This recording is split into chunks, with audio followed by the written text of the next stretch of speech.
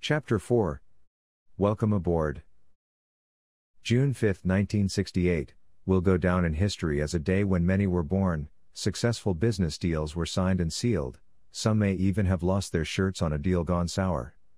It will be remembered as the date of a beautiful wedding. A testimonial dinner, a divorce, an accident, and perhaps even a black spot for the family, the loss of a loved one. A father, brother, mother, sister, son or daughter, or a government official. Namely, the death of Robert Kennedy. A case of lack of security, a lack of caution, a disregard of a solemn warning.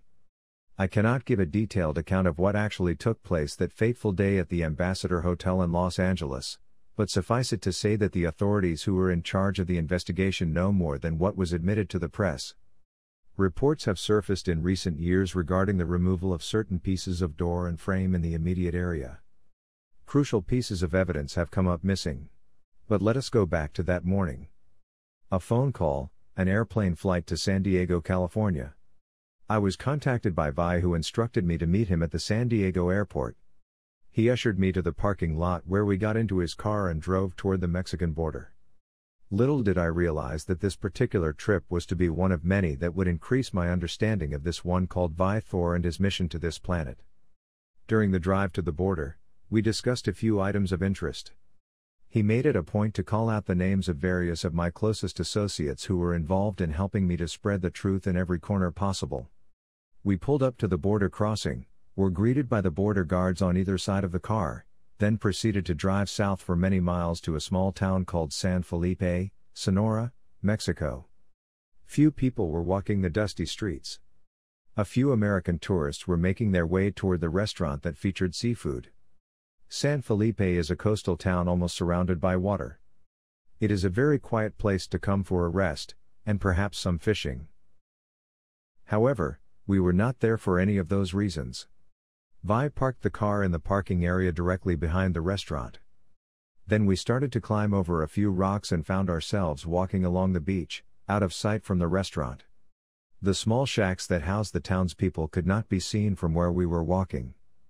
We boarded a small boat, started the engine, and began our ride. I still did not know where we were going. UFO on the water, then I saw it. An actual, saucer-shaped vehicle was sitting on the water. I noticed a strange phenomena. The waves were gently rocking a power boat tied to the rough mooring, causing the boat to rise and fall. However, I noticed that the spacecraft did not move. I was to be informed later that the ship was equipped with a pencil-fine beam that, when fixed on any solid object, kept the ship from moving even 1 degree from that fixed position. As we neared the ship, it glistened in the light of the sun that was beautifully setting, rapidly. We sailed close to the craft with the motor cut off. Then an aperture opened, revealing 2 smiling faces. One man and one woman greeted me by name, took my hand, lifted me into the ship, and then reached down for Vi. A short time later, the small power craft was also raised aboard and stowed in a compartment where a much larger power craft was also seen. My first impression was one of great exhilaration mingled with joy and excitement. I had read from time to time true accounts that had changed the lives of other UFO researchers and investigators. I have read many books that carefully outlined the experiences of those who had experienced actual space contact. But now it was different. It was happening to me. I remembered how my colleagues in the Christian ministry looked with disdain upon anyone who would dare relate incidents about space people, space vehicles, and such. But now I found myself caring less what anyone would possibly think of me because of my own experiences. I was there. Purifying sensation, I was ushered by these wonderful people to a room where I was requested to completely disrobe. I did so without question. I then walked through a compartment that resembled a shower. Only without the water. I felt a purifying sensation all over my body. I no longer required my eyeglasses to see. This is another phenomena on board the ship that was quite unscientific. I felt extremely good in body, soul, and spirit. After walking through the shower compartment, I was issued a white outfit that resembled what we would call overalls. The fabric was lightweight, just as Vi's garment had been when he showed it to me at the Pentagon. However, it was a different fabric than his. Their boots were tight-fitting while mine were loose.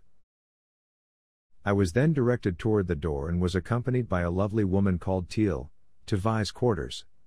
During my several hours aboard the craft, I was to encounter many wonders that were so scientifically simple that I could hardly believe it.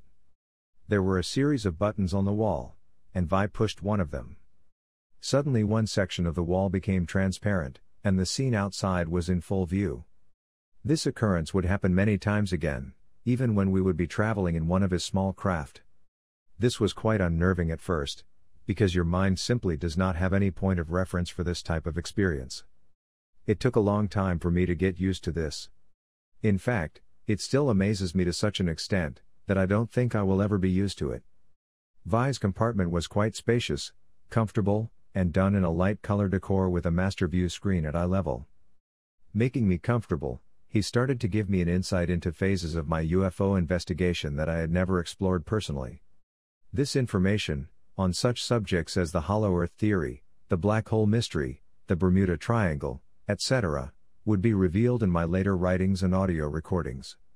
He also informed me that Bobby Kennedy and he had met in the Los Angeles area shortly after I delivered Mr. Kennedy's letter to Vi. He informed me that his first impression of Mr. Kennedy was that he was a very nervous and suspicious man, but that he was also a man who should not be crossed, politically. Vi went on to relate just a brief report of his meeting. However, he did point out that he did not believe that Bobby was going to heed his advice. A look of sorrow came over Vi's face. I had never seen this expression before. As the evening wore on, we had assembled in a large room where the viewscope had tuned into a certain hotel, the Ambassador, in Los Angeles, California. There was much commotion, excitement and confusion in the scene. There were approximately 55 crew present for the viewing. I was made to understand that the same scene was being transmitted throughout the ship, for all to see and hear the tragic event that was to occur.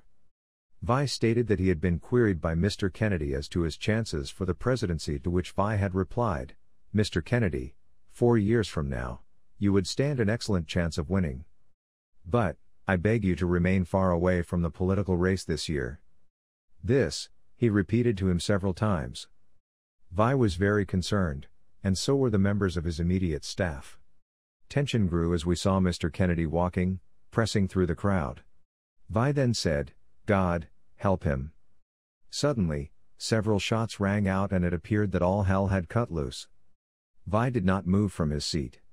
Teal jumped up and said, if only he had listened. Many of his followers, including Rosie Greer, attempted to shield the body of Mr. Kennedy from further abuse, but it was too late. Shots rang out again, and in the confusion, one bullet found its mark. Mr. Kennedy was down on the floor while many shouted and screamed, and still others began to attack Sirhan. The investigation that ensued was similar to that of the late President of the United States, John F. Kennedy, and was covered up in like manner. Someday, the entire truth may come out. Vi and the group watched with grave concern. Following the removal of Mr. Kennedy from the hotel, the set was turned off in Vi's quarters. He looked directly at me and said, "Frank, it is impossible to go through life without maintaining the covering of the protection of Almighty God. We are protected by His divine power, while you, Frank, must depend upon the help and protection of His Son, Jesus Christ. You see, Frank, it is not only important, but also necessary to your own spiritual well-being to contain this protection every day of your own life. You have an important mission to accomplish on this planet, and you will come against the very powers of Lucifer himself because you pose a direct threat to his kingdom. Practice the presence of Christ, and walk in his divine presence. We will do what we can to help you, but you must be the one to make the decisions. If you make a wrong or erroneous decision, learn by that mistake, and then go on into the perfection that your Lord Jesus Christ has foreordained for you and others, that will set you apart from, and above those who are involved in the works of darkness." With that, we went to an area where several members of the crew were eating and drinking. I was able to enjoy food and drink that did not originate on this planet. The food was of high protein value, and the drink, green in color, tasted very similar to papaya. It was very refreshing. Vi informed me that from time to time, I would be invited to return to the ship in order to cleanse my system, and to take part in discussions with others regarding world affairs. Following that brief session, I was given a guided tour of the ship by Vi and Teal. It was interesting to note that there were no square corners on the ship whatsoever, The one area that fascinated me most was the auditorium. It was here that the crew was briefed each day, but only after the morning worship service. They worshiped the same God as I, and recognized Christ as being the Son of God, who came to this planet Earth for the purpose of winning the human family back to the Eternal Father. Vi said in one of his talks that God was no respecter of persons, and would reveal his eternal truths to whom would receive them. Later I was shown to my own guest quarters, which were quite unique. Again, no square corners. The color was pale blue, made even softer by the indirect lighting which appeared to come from the ceiling. Walking across the floor was like standing in the thickest, puffiest clouds you can imagine. It seemed to fit the form of your foot as you walked. The room actually looked quite bare when you first walked in. Everything to serve your needs was located in the wall, and with the push of a button, it was at your service. The bed, the desk, all at your fingertips. A view screen was visible in the wall at eye level as you sat in the chair provided for your complete comfort. One amusing incident occurred when the needs of nature had to be attended. I went into the bathroom and was embarrassed to note the obvious absence of toilet tissue. Then it happened. I heard a voice within my mind which I immediately recognized as belonging to Vi. He said, "Frank, look to your right. You will find 3 buttons. Push the first, then the second and then the third, in that order." I could hear Teal's laugh as I proceeded to press the first button. The sensation was that of a rapid warm wind similar to a jet of air, blowing beneath the seat. The process entirely crystallized the waste matters and caused it to drop from me. Then the second button was another jet blast of a different pressure and temperature. Finally, the third button. This produced a pleasant, fragrant substance that made me feel as though I had been washed, cleaned, powdered and perfumed. As I came out of the bathroom, no one paid any attention to me, although I had a strong feeling that everybody in the room knew what had happened. Suddenly Teal broke the silence by saying, "Well, do you want to take one home with you?" A few of them laughed, and went on about their business. After meeting privately with Vi, I proceeded to sleep for a few hours, and in the morning, Vi drove me back to San Diego, where I again boarded a plane, this time bound for Los Angeles. I pondered the events which had taken place during the past day. My heart skipped a beat as the thrill of the blessings I had been chosen to receive began to register in my mind. And sadness continued to overshadow my soul, as I recalled witnessing the life of Robert Kennedy snuffed out in an instant. I now knew without question, that the time was here to begin letting the world know, that truly, we are not alone in the universe, and that God did not confine his acts of creating life as we know it to this, the third planet from the sun. How did valiant Thor and his crew know Bobby Kennedy would be assassinated? Should they have tried to prevent it? Leave your thoughts in the comments below, and remember to like and subscribe if you are enjoying our channel.